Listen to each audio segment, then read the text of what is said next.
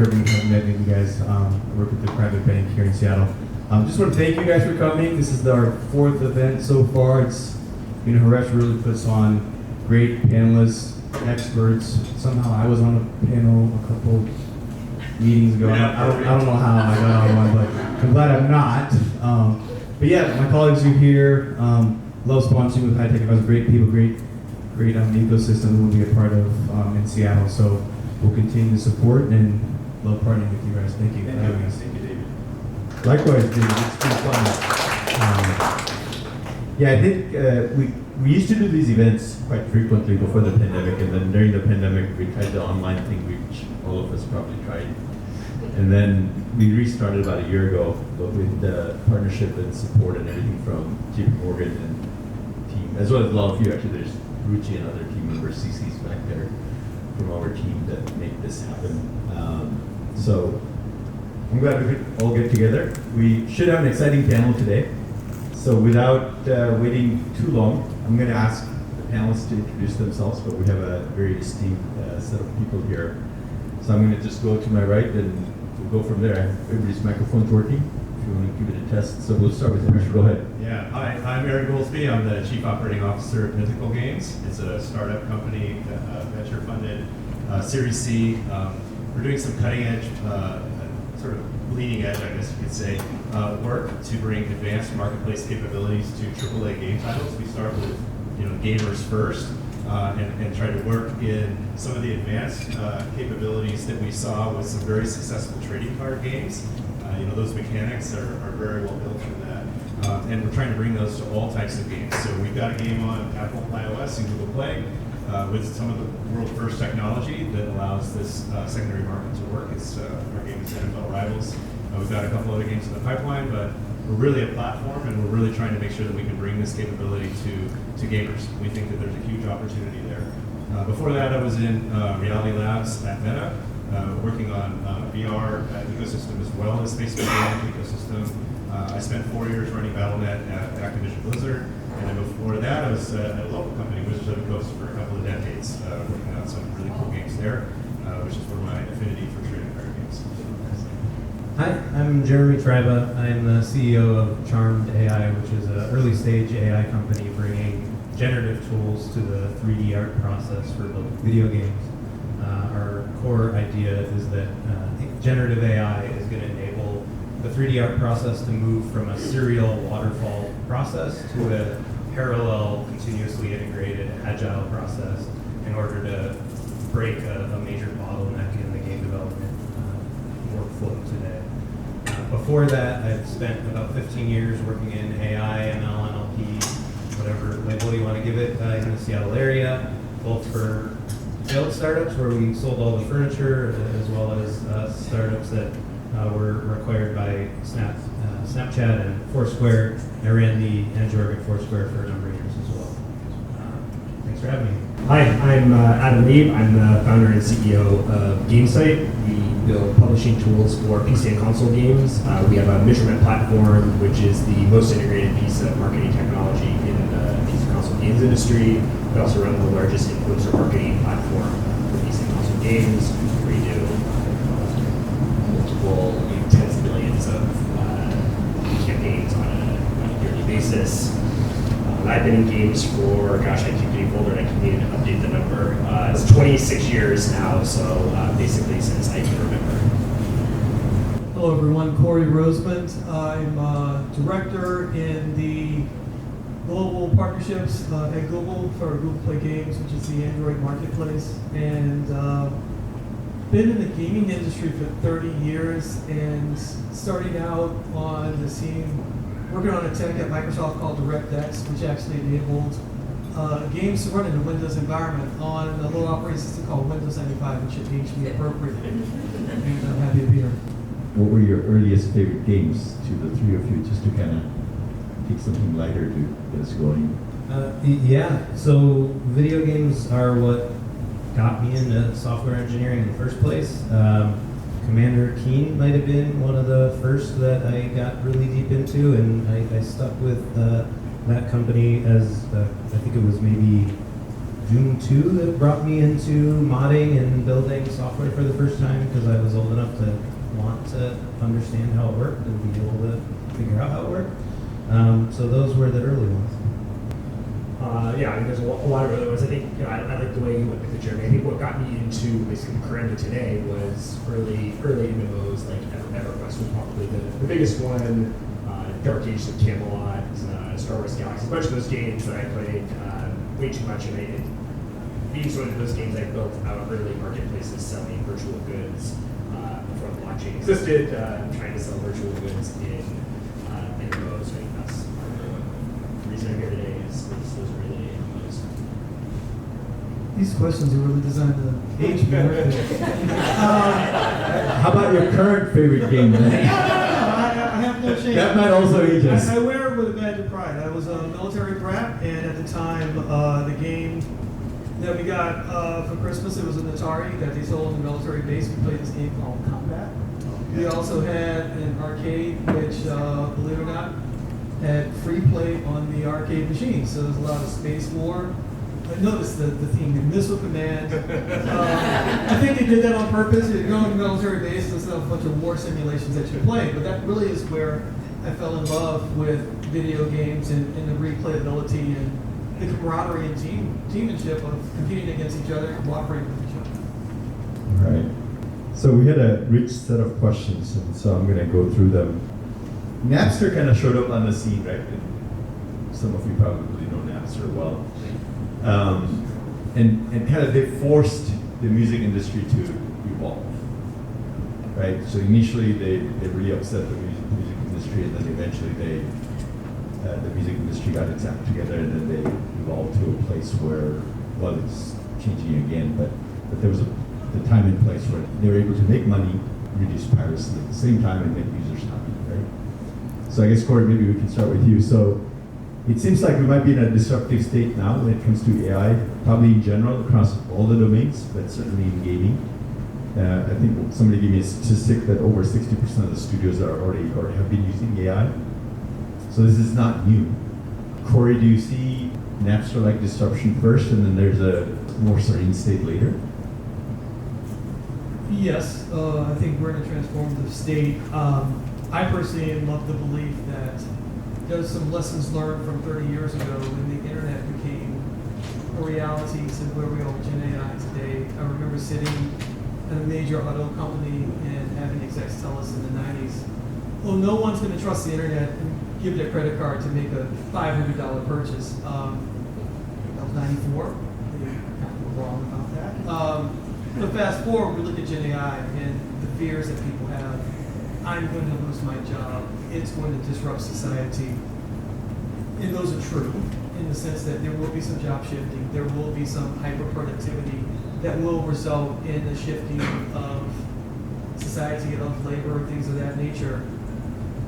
But at the same time, let's try to work as best we can, as forward thinking as we can, to soften those blows, if you will. So, I don't know if that directly answers the question, but what I can say is in gaming, what we're seeing right now are studios that are looking for every way to form efficiencies. And so you have efficiencies at the top level where I'm making a $100 million game. Can I save 10%? It's $10 million. That's a lot. But then on the other end of the continuum, all the tools and the technology there from a Gen AI perspective that at a low risk, 4, 5, 10 people may be able to make 4 games at a much reduced rate that 5 years ago may have cost 10 or 100x. And so those disruptions are going to take place. And much like no one could predict that the real catalyst for music on the internet being in a model that ultimately would evolve was just as much Apple from a big scale as much as Spotify from a very small scale. So the point is the disruption will occur, and I think it's going to occur on two sides, both from the Fortune 100, but also from the startups. Maybe Adam on the publishing side? I don't see the disruption from a publishing standpoint in the way that sort of distribution is massively going to be different. I think the way that I look at AI as well as I look at VR or blockchain or maybe some other sort of technologies that have come to gaming is what is it uniquely bringing that is going to make a gaming experience more fun, or a unique experience that never existed before. And I think there's so many failures of, I think back to the, for people who remember like the Kinect, right? The Xbox Kinect. Super cool idea, right? Like, you know, you move your hands around and your like arms around the screen. There's all sorts of cool gameplay experiences that one could imagine. Well, it turns out game designers tried really hard and never actually built anything that was all that fun to play, at least not for very much time. And you know, generations of devices and billions of dollars sunk down the drain. What will that be for AI? I don't know. I'm not a game designer, so I don't know that give a prediction of what types of games will exist. But I think that's where the most exciting innovation to me would be, what is the gameplay experience that exists because of this technology that could never exist before? I mean, you know, blockchain kind of similar. Like, what's the thing I can do with the blockchain that makes this game way better than any other game? And I think until that's cracked, you know, sure, AI is used and we use AI for like, you know, a handful of things we do. It's not transformative. It's just a better version of the, you know, whatever handwritten algorithm we would have used before. I think there are a lot of game companies that are using AI. In that perspective, I think there's a conflation between like generative AI and AI generally. So I think, you know, a lot of people that are thinking about games are thinking of. So I think when it comes to there we go. But I think when it comes to Gen AI, is a sort of different answer than how many companies are using AI in games right now. Yeah, I think the Napster comparison is interesting because Napster was a disruption of the distribution channels, and from the perspective of a consumer or person in society, there wasn't a lot of love lost at that disruption. So people who participated in sharing music on Napster didn't feel a strong ethical dilemma. I think that's different when you're disrupting the creative process, and I think that there is right now, you know, we're working through what it means for creative domains to be impacted by generative AI, and my hope, and the reason that I'm working on the company I'm working on, is that we end up on the right side of that bargain, which is that generative AI enables many more people to get creative ideas out the door, not just by making the production process easier, but as you mentioned, by making new kinds of games where the content's more dynamic, or the game content is responding to play in a way that wasn't possible before because you needed teams of experts working together in order to get one new object out the door.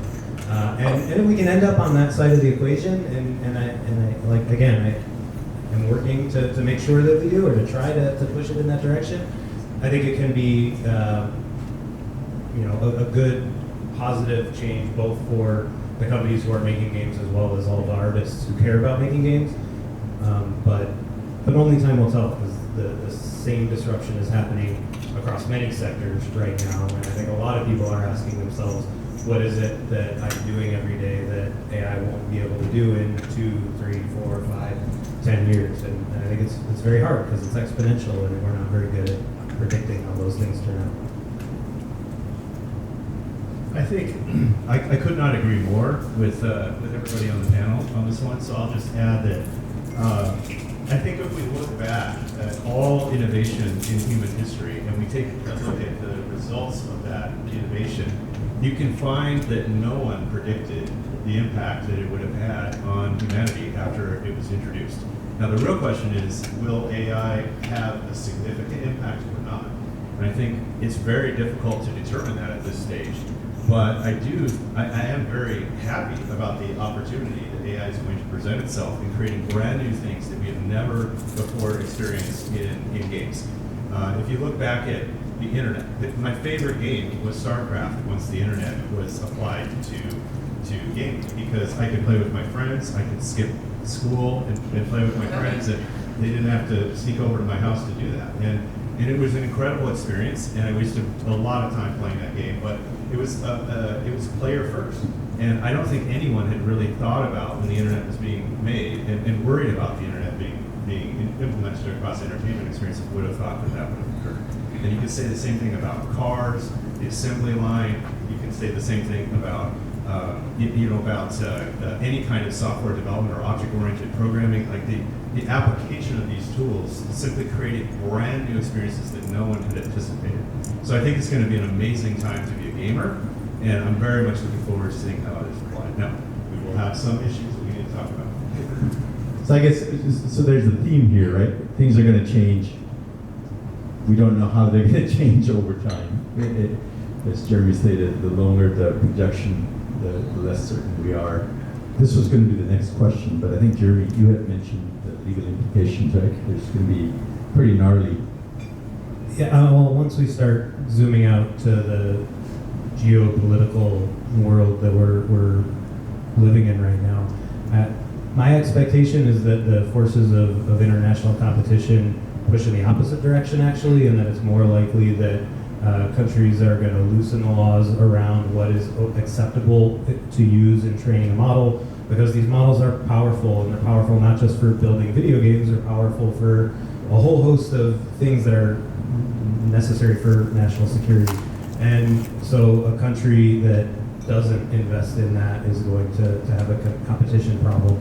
And I think that when you look at the kind of fears that drive the electorate, a fear of losing your job and a fear of national security, those are different scales, and usually countries, fortunately or unfortunately, weight that national security problem higher.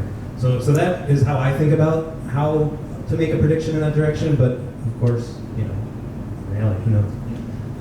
Corey, you had mentioned earlier the long tail kind of democratizing game making, right? Which creates opportunities for the non-G7 countries or the populations in those countries. So how will that interplay, do you think, with legal and other challenges? Yeah, I think I'm going to find it really interesting because I'll name 3 countries from my direct experiences that are having a, shall I say, over-index on their GDP, and that's Iceland, Sweden, and Israel, when I think about it from a gaming perspective. Prerequisites, internet access, commonly available computers, talent. But what these countries are doing is actually creating an export that is having, percentage point impact on their GDP. Those industries, for the amount of money they're generating worldwide, are relatively small by the number of people. Less than 10,000 people can bring in billions. Probably the latest country that's looking at that is RSA, Saudi Arabia, because as is known, the oil's not going to last forever. But guess what? If we can build a gaming ecosystem, how many billions can we bring into play? So when you think about Gen AI, the disruptions, copyright enforcement, I think those kind of things start to sort themselves out. When I leverage Gen AI, I make something, it's really successful and popular, and then someone starts to sue, or someone tries to restrict, and then I guess let the courts decide, let it go, if you will. Usually what's going to happen is somebody's going to make something that's monetizes too much. I think the history of, in business, they're making too much money, it's not fair, and that's where other forces come into play. But I do believe that Gen AI is going to unlock this explosion in gaming content. And there were some companies 15 years ago in gaming. Mobile gaming is a joke. People are going to make a bunch of low quality throwaway games. This was said very publicly, so. It's also true. However, yes, it is. But if you look at, and I'll call myself out here, you look at the top 20 of your mobile gaming stores and what monetizes the most, who am I to judge what quality is? To me, quality, if I load it, it works, it doesn't crash. I can't believe you're asking me to do this with this game and people actually pay money for it, not to bash anybody. But there's some games out there that the game mechanics are really kind of basic, simple, and people are spending billions of dollars on it. And I'm trying to think not to insult any companies by calling out any games, but there are some match-free games that arguably there's not a lot there. But who's to determine quality when they can literally make over $1 billion a year? I think one observation I have, especially about mobile games, because I happen to agree with you both that the highest quality games that I've ever played are not on the phone, but they're not the funnest game I've ever played is on the phone. And I think what we saw with that innovation, again, where no one predicted it, as you said, Corey, was that it grew the size of the pie. That innovation created a brand new sector of gaming that had never existed before, and guess what? It did not erode console gaming. It did not erode PC gaming. It just made it bigger, and it happens to be the biggest part of the pie now. And so what it did is it effectively created 2 billion more gamers. And I think that's great for the industry. And I think we should embrace all of these types of innovations because gaming happens to be a hero use case for a lot of these technological advances, ones that don't result in us having Terminator, James Cameron version of AI. They instead are more closely aligned to maybe Star Trek. And I think that that's kind of where we want it to go. And we can try it out in a fairly safe environment, and people can vote with their time and their money and their thumbs or their keyboards and mice, and then we can see how it goes from there. And we can learn as a species how to deal with this innovation. I don't know. We have jetpacks, but we don't use them in the Olympics to run 100-meter dash, right? So to me, those things just seem like there will be, and I think that about game quality as well. In the same way we can appreciate that there are Ferraris are made by hand, right? Like human beings don't make Ferraris; they're not made on full assembly lines, and we appreciate the handcrafted stitching in the leather. I think we'll end up in the same place with things like games where there might be totally AI-generated games, and people might love them and have fun, and they might be billions of dollars. But I think that as a consumer, we might look at it and say, "Hey, this is an AI game. This is a human game." And I think that in any type of competitive event, you're sort of in the same spectrum. Is there a type of game that we're going to play where we all use AI agents to help us? We have aim bots that help us shoot in Call of Duty. Well, fine. Let's play a game where we all have aim bots and then a game where we don't. It just seems to me that there are different enough things. I can't really imagine them leaning together a whole lot. There's one game that's already been dealing with this for a while, and it's chess. And the top chess competitors in the world use AI as part of their training process in order to help exercise their decision-making process. And if AI tools are used for competitive play, I would bet that it's in a similar way in order to be able to train against advanced competition even when another champion's not available. The other aspect of your question that I think is super interesting is when you're thinking about how a gamer's experience is going to be changed. I think there's like extremes of, well, we could just use AI to make the same games we're making today faster, and we could also use AI to churn out automatically generated content that no person needs to take part in. But the more interesting space is the middle space where a game designer figures out what it means to be the editor of an experience that they're only partially in control of because the actual content each player is going to experience is a mix of what they determined and what the player did during their gameplay. There's already emergent game mechanics that have to deal with this and procedural generation that has to think about this kind of thing. But I think that's hard, and I think it's going to take really great artists and game designers to figure out how to use that tool well. I'd just add, it's a very interesting question. I would like to just coin the phrase organic games, farm to table gaming. Authentic games. Organic is also reference to the fact that humans are still making it. But I think it's a really interesting question because I think the answer lies in what does the player expect. So if they expect a game of a certain quality or a certain craftsmanship, if you will, then we better give it to them. But if they don't, then there's no reason why they can't enjoy it. It's sort of like, am I going to a concert with human played instruments and a conductor, or am I going to see deadmau5, spin some tunes on a complete digital instrument? And as long as I show up to the deadmau5 concert thinking that I'm not going to see a bunch of humans playing an instrument, I think I'm pretty good. I'm going to enjoy it. But if we surprise them, that's where it'll fail.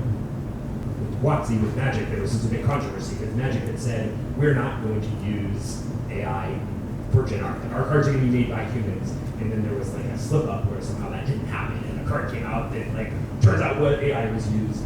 And the community was like, she said pissed because the expectation was that's not what we're expecting. Not that there I wasn't at WotC at that time, but yes. Yeah, it's like, but there are plenty of card games where that is how they design it and players don't care because consumer expectations are a big deal. I think in to your point earlier, really different than everything else. All right.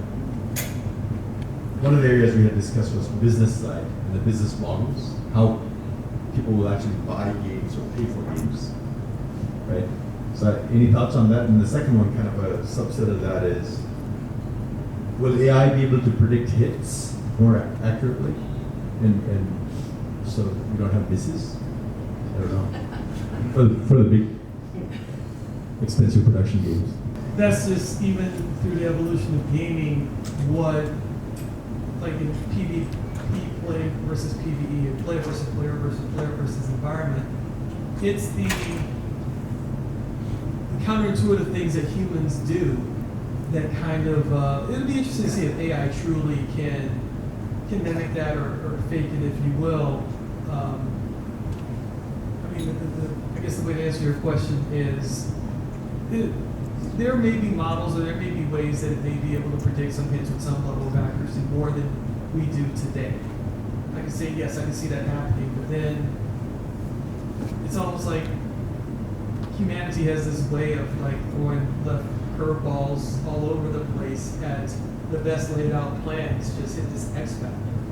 And when I think about future generations, the way they respond like to traditional advertising and marketing, they always keep trying to outsmart the smart system of that business. I think Gen AI is no different. In the spirit of presidential elections, let's debate a little bit. I'll say yes. I do think. I think that, but I don't think it's a dichotomy that we really have to argue about, because I think what will happen is AI will point you in the right direction, and a human will take it across the intuitive line. And I worked on a project a long time ago at a game company where there was a really difficult challenge, and we were trying to program an engine to be able to resolve those challenges. And it turns out that 65–70% of those challenges were very easy to solve. A computer could very easily do it, chess model, and a very small fraction were impossible for the computer to resolve because it required human intuition to resolve that particular issue. And I think that will always be the case, but I think AI can get you very much closer to that finish line, and then a human can step in and push it over to a prediction. Just to talk about the AI side of that a little bit, I think that the Gen AI advances that we've seen over the last few years are because of a very particular kind of transformer model and a very particular kind of data scale that have led to very particular kinds of predictive abilities on like what's the next word to come in a string of words, or what pixel should be here if I want to generate an image. And that's very different than predicting the evolution of a chaotic system, like what's going to be a hit. And so it's all gets bucketed into the same word, unfortunately, which will be one of our advantages against the AI because I can't tell the difference either. But they're very different, and there hasn't been that kind of big advancement that's going to change our ability to predict the future. And so I think it's also the case that looking at agent systems inside games, or will you be able to play a human level bad guy? Probably not because of Gen AI, but maybe because of a different AI advancement that's around the corner. When I was younger, I had 3 channels. And those are the best shows ever. And all of a sudden you get cable. And you get 100 unique channels, smaller audiences. Next thing you know, you get the internet. 10,000 YouTube people running around. Large audiences. Now people are now making decent money for small investments. Do you think that's an opportunity from an economic perspective where everybody's trying to hit these $100 million games instead of maybe putting out a game for $1 million and brings back 6? Mom, do you guys see that as something that AI is going to help with? Absolutely. I think it's going to raise the quality bar and enable smaller groups to have a lower ROI. So arguably, you have 10,000 games that could come out and actually have a decent ROI, and if they get $1 to $2 million in revenue a year, and it was 3 to 4 people that made it.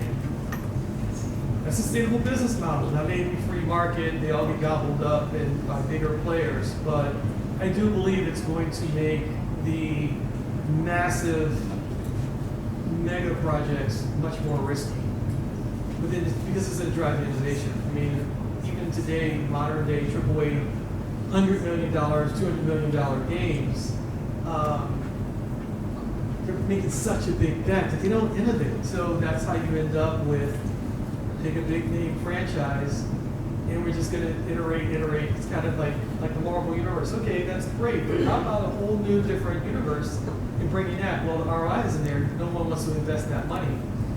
If you can now have these new IPs that are produced and created and brought to the market at a much more level, then some of them will catch fire and they will be successful, and then they may grow into a future, quote unquote, $100 million business. So I do see that's the future where you're going to have that bar of quality and the experience that people can now fall in love with new IP and new creations. Yeah, I think that the two challenges are we're basically already at content saturation in gaming, right? Steam has 10,000 new games each year, mobile apps are, I don't know, more than that. The challenges are time, right? Time is fixed. We're not getting more time. And sadly, AI is not giving us more time to play more games. We're stuck with the amount of hours in the day we have. It will if we do self-driving cars. Okay. I'll extra hours a day to play games. That's like the number one reason I'm interested in self-driving cars is right? I can sleep, and play games. It'll still be fine. It will still be fine, yeah. It'll be a capacity increase. So yeah, that probably is a net increase for the games industry would be self-driving cars. That's a good but that is already, we're already at that challenge. I think sort of different from your analogy, which I think is a great one. We're already in the 10,000 channels era of games. So now it's like, what happens if we go to 100,000 channels? Is that different? Is 100,000 different than 10,000? Hard to say. And I think the other thing that is unique about gaming is the network effect of people playing the same game at the same time. For some games, that's a necessity. You know, it's a multiplayer game. You have to have people to play against. But there's also a sort of a cultural phenomenon of, hey, right now everyone's playing Helldivers 2 and we're all talking about it. It's what our friends are playing on Discord. It's what we see on social. That I'm not sure that more games of that exact same quality releasing the same week wouldn't have still ended up with the same saturation of players as that one game, even if the other games were just as good, just as fun. We're social creatures and gaming is a social outlet. So I'm skeptical that if we could just multiply the game times quality, there would be a huge difference in impact of sort of revenue distribution. I could be wrong. Well, what's super interesting there and why the hit prediction problem is so hard is that the things that you would write down in a list of this is what it takes to have a high quality game aren't the same things that get me talking about a game with my friends or lead to that snowball of virality that makes something go from 10,000 players to 10 million players overnight. And I think that in the future, if we do go from that 10,000 channels to 100,000 channels, it'll just be even more obvious what random variables drove success, and all that much harder for the AAA studios to engineer the mass market adoption.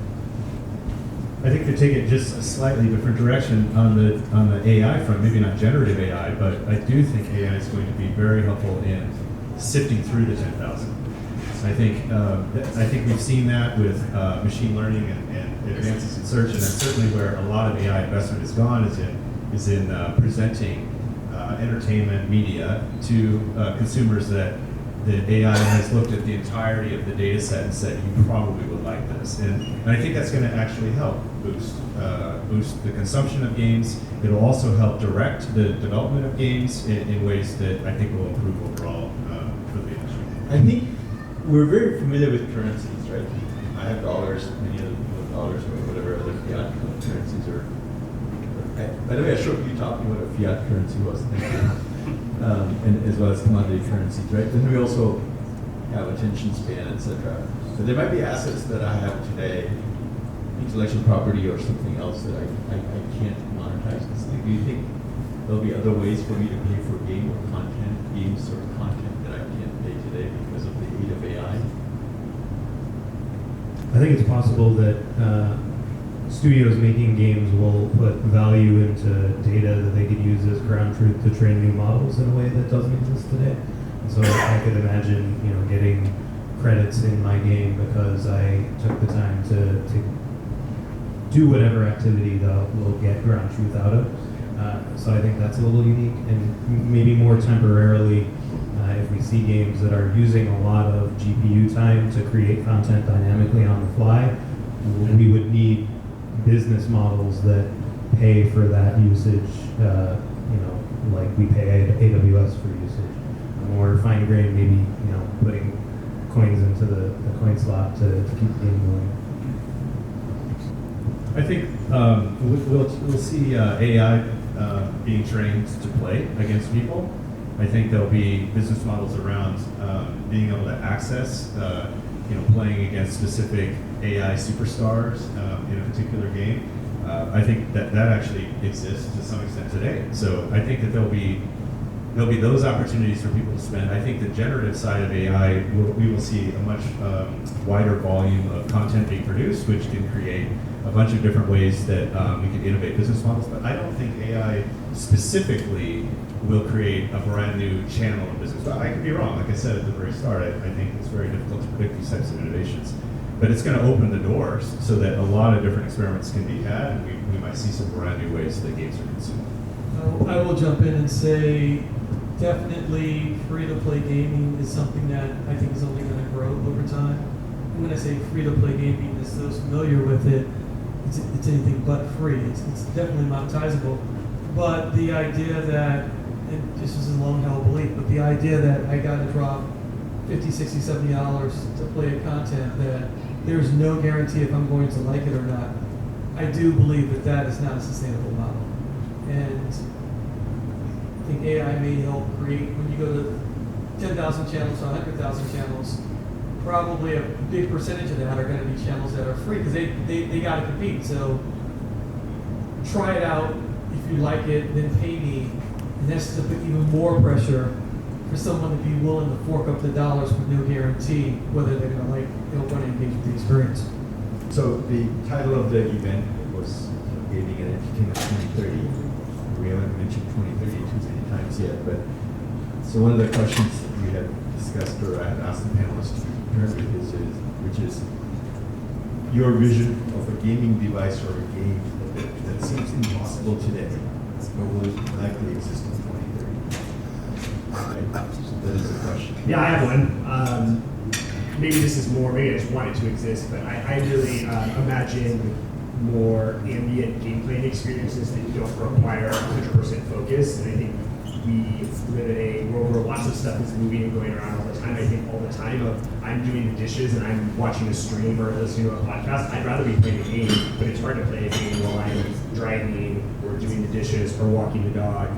So I'm imagining things like AirPods, things like various devices that go on our eyes or implants in our brains, ways that we can still be playing, progressing, advancing in a game that does not require our undivided focused attention where we have the headset on and we're on our gaming PC. I think there's a bunch of different devices and technologies that might make that possible, but I can definitely easily see in 2030 more gaming experiences that are games but are not full focus games. Work sometimes serves its purpose already. No, I'm just kidding. I was going to say a hyper growth in actual real money gaming. I think it's going to, just grow and expand worldwide to where skill-based chance gaming.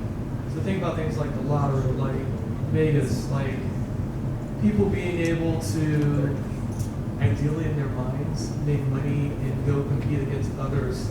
I think in 2030 it's going to be much broader than it even is today. I mean, you're seeing the beginnings of it right now, sports betting, and the legalities of it. The government's going to be like, if I can tax that and regulate it, who cares if you lose your house because you gamble too much? But maybe there'll be some more guardrails there. But I definitely see that because, in my opinion, real money gaming takes whatever adrenaline or excitement you get from playing any game, even a Wordle. But now, wait, there's some money on the line. I know I'm good enough to win more than I lose. So that's. Yeah, it happens because it shows up, right? Advertisement. Like click, click, click, go. I don't read New York Times, but I do all New York Times games. So my original answer was going to be the AI-based game engine, but since I already used that one, I'll just make a prediction that many have made and always been wrong, and say that by 2030 consoles will be dead.